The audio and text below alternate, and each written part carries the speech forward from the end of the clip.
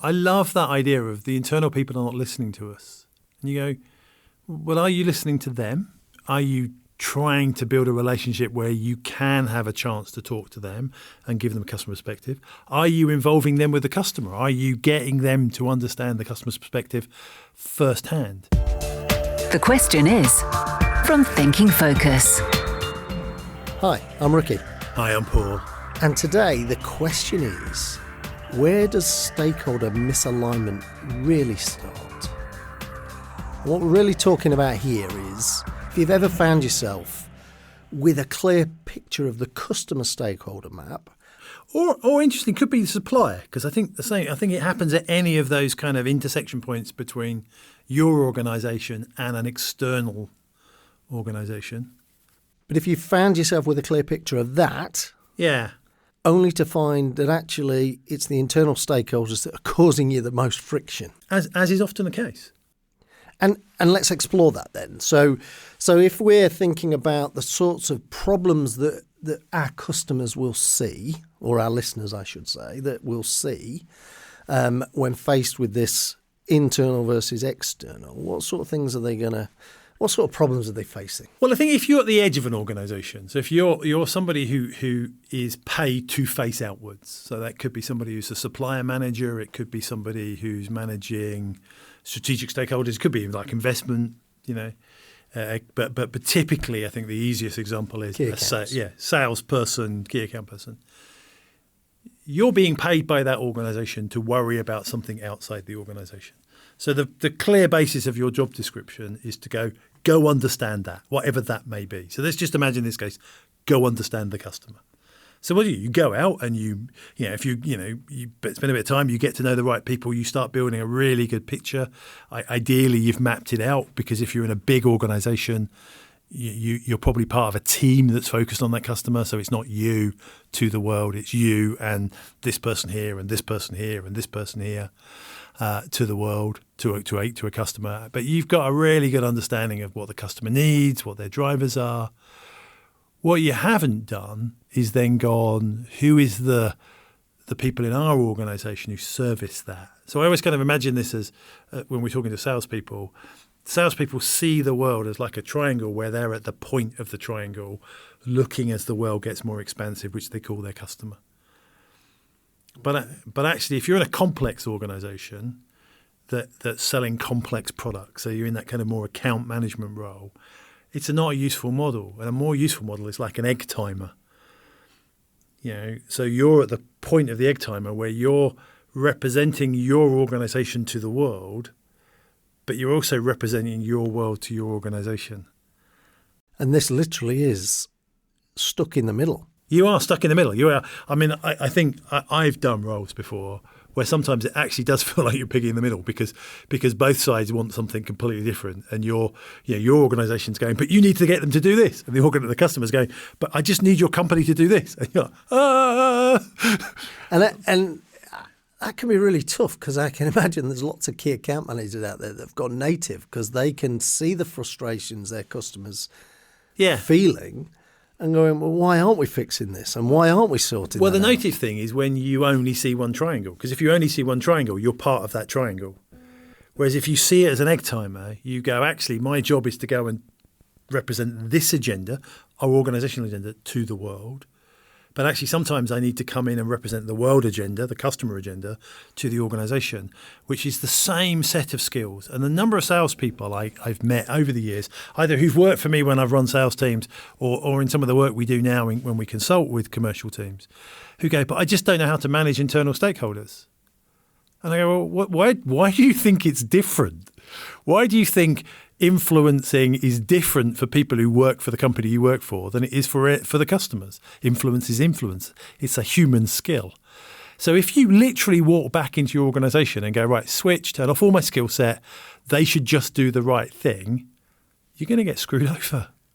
Yeah, and the reality is that there's also a mindset around the internal support infrastructure here, because you are not the only game in town. Yeah. You are not the only person they have to worry about, and your customer is not the only customer.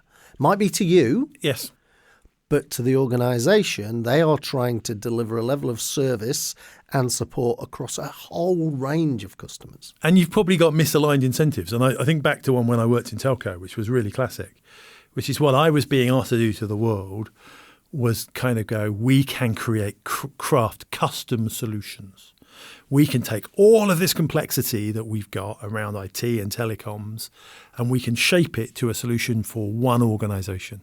No one else is going to get this version of the products. No one else is going to, we've built it specifically for you because that's what the customer wants. Then I turn around to the organisation and they go, we want everybody to have exactly the same. Yeah, of course. Our incentives and goals are to mass standardise. And I'm going, I've just sold a custom version of it. And somehow I had to align those two camps to go, I've taken the bits, I've presented it in a customizable way, so the customer gets a bespoke solution, but I haven't changed it so much that we can't deliver it. Okay. So you've worked out just how much of the Lego model is the same with a few funny bricks around the edges. Yeah, kind of and how do I manage those bricks around the edges in a way that the organisation can deal with, which means I need to go and manage all internal stakeholders. Which means I need really solid relationships because I need to go and have some difficult conversations internally to go, well, if I sold it like this, what would that mean for you? It's funny, because we work with, as you've quite rightly said, we work with lots of commercial teams, and I've been working with one recently where we were introducing the concept of stakeholder mapping.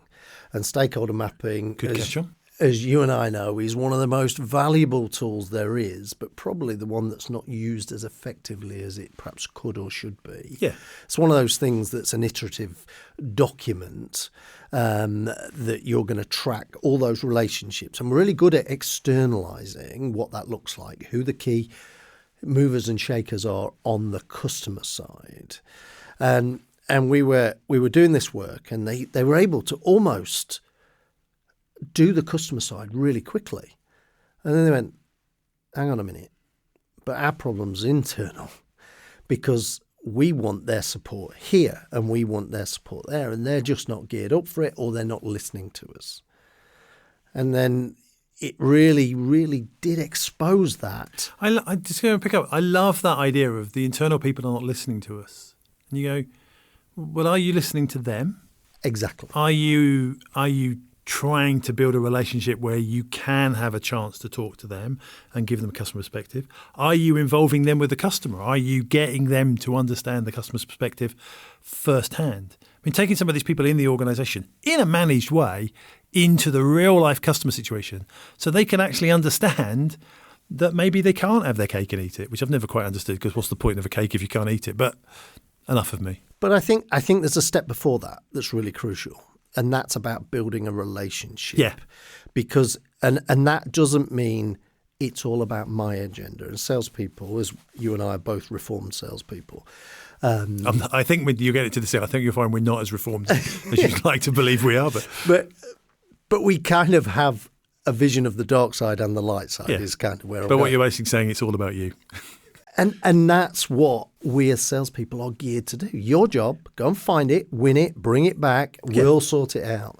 The problem with that, of course, is are the people that we're bringing it back to equipped, resourced, or even have the bandwidth to do what we're asking of them? To your point, I've sold a custom when they really want standard.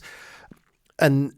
And therefore, we've got these mixed messages that's not easy. You listen to it from their perspective. And I've actually, I worked for a technology company. And I remember a particular conversation where the CTO of that technology company said this line to me. He just went, your problem, Paul, is you think PowerPoint's a software development tool. He said, you've promised them all this stuff in slides.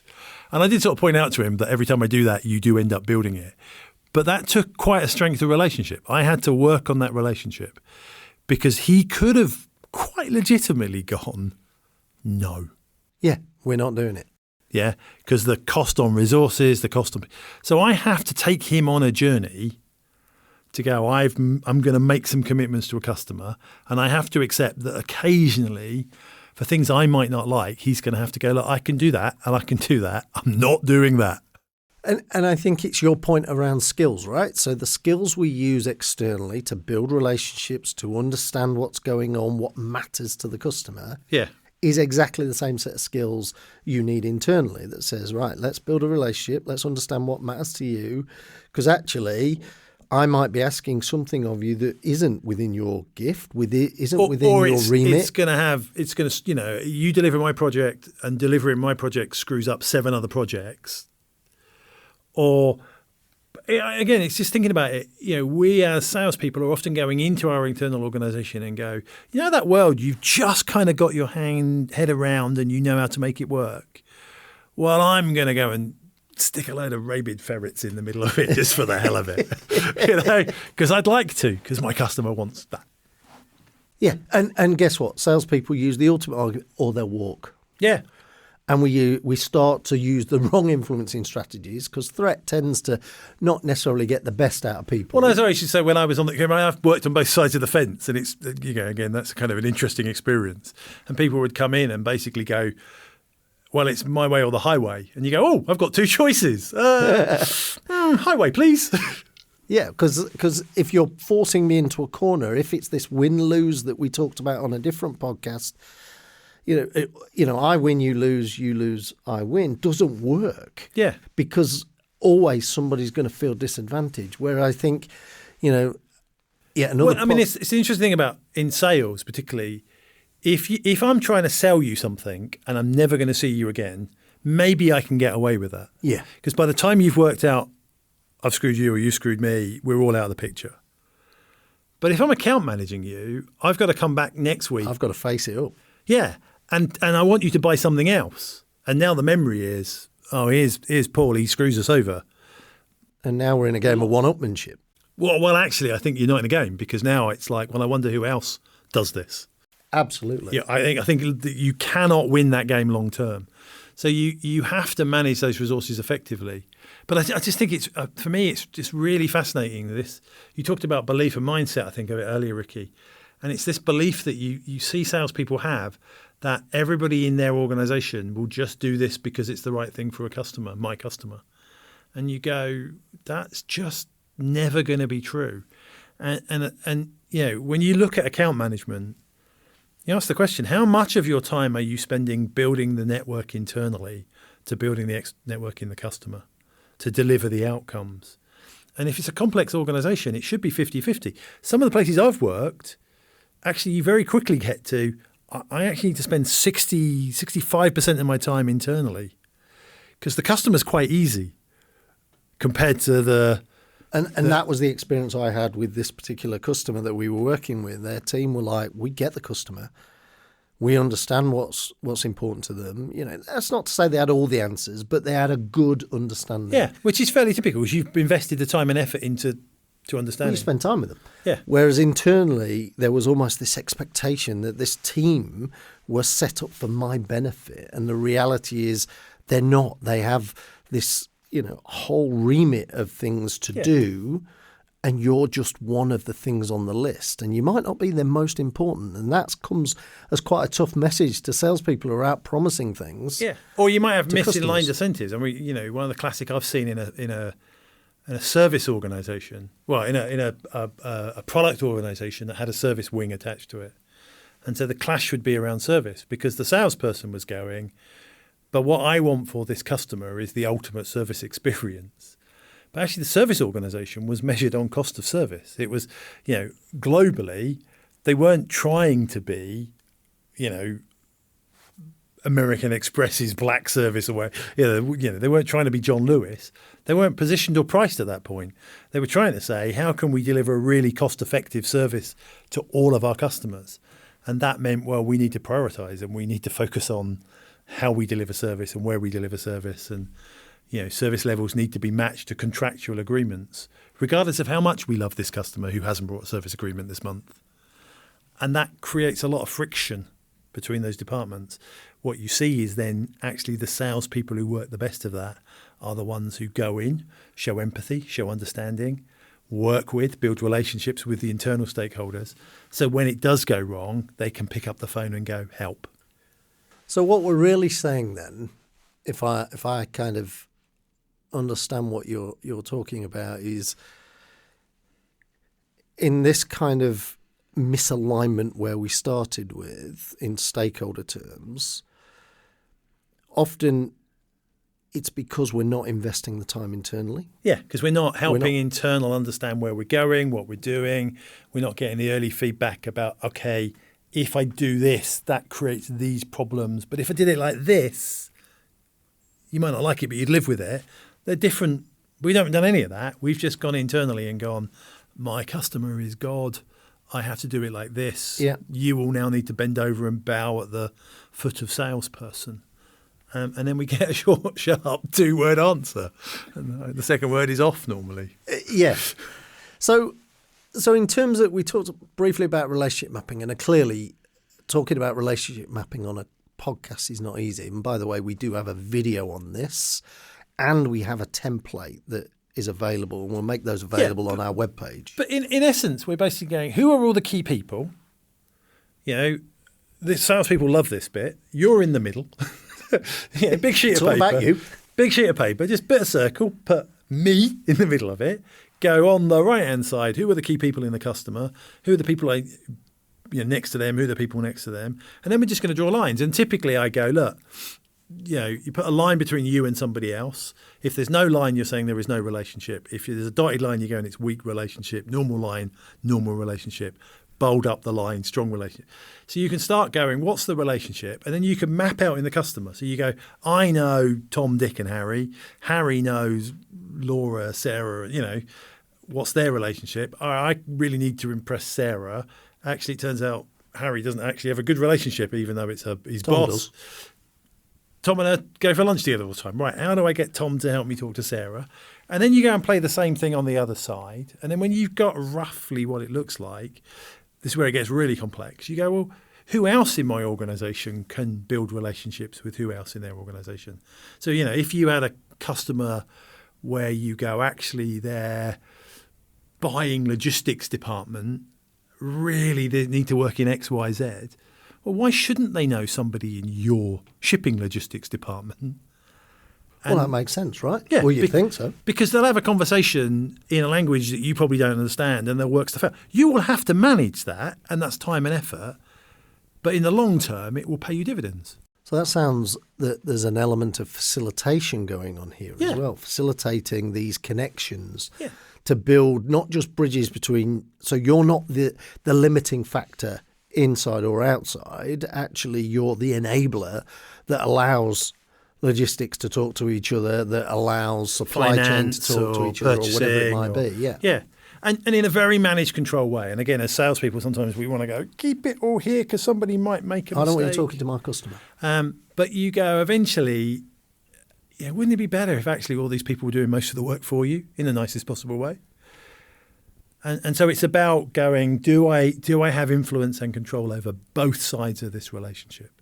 Because I am piggy in the middle, and I'm either going to get pulled to shreds, or I'm going to treat this as like an orchestra, and I'm the conductor. And the choice is, are you prepared to put the work in or not? Okay, so from a practical standpoint, it sounds to me like let's not assume that our internal relationships have goals that are aligned with ours. Because it's very likely they don't. Or maybe even aligned with our customer as well. It's almost unlikely that they will. So focus, therefore, on building relationships and understanding the must and wants of your internal as well. You're doing that with your customer anyway. Yeah. Let's not ignore the internal relationships, because they're the ones that ultimately will make you look like a hero in front of your customer anyway. Yeah. And the kind of rule of thumb I have is the more complex the thing you're selling is, the more complex the relationship between what you're doing and the customer is doing. If we have 3 products and it's just, did you want A, B, or C, and how many, this becomes less important. But the second we go, we've got thousands of SKUs, or we've got different products aimed at different people, you've got this level of complexity, you can't do this on your own. You need to manage both sides, or you're going to just get lost.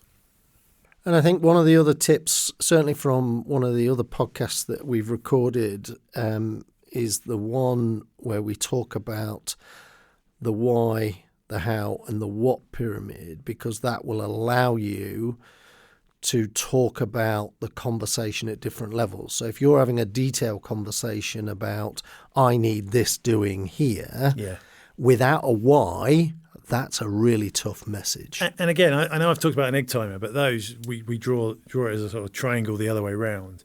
You are aligning, just put the two Ys together. Yes. Align at the Y level and go, actually, we're going to do this because we want more market share and growth of product X.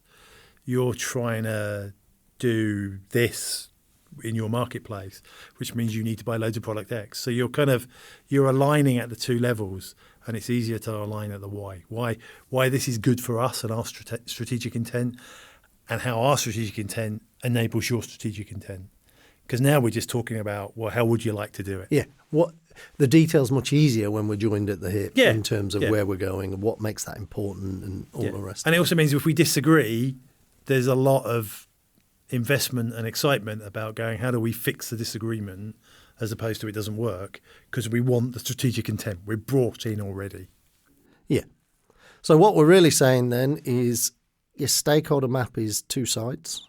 It's either an egg timer. It's an egg timer, yeah. A double funnel, but an egg timer that's on its side when you're mapping it out, because that's easier to work with. Well, it can be up and down. Do whatever you want, really.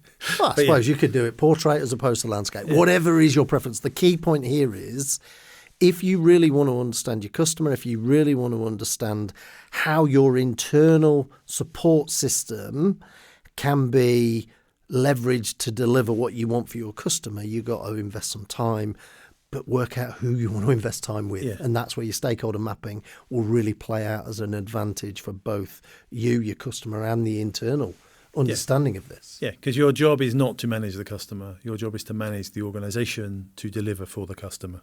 You have to manage both. To find out how Thinking Focus can unlock the potential within your organisation, go to www.thinkingfocus.com, where you'll discover more about the work we do, helping our clients increase productivity and enable change.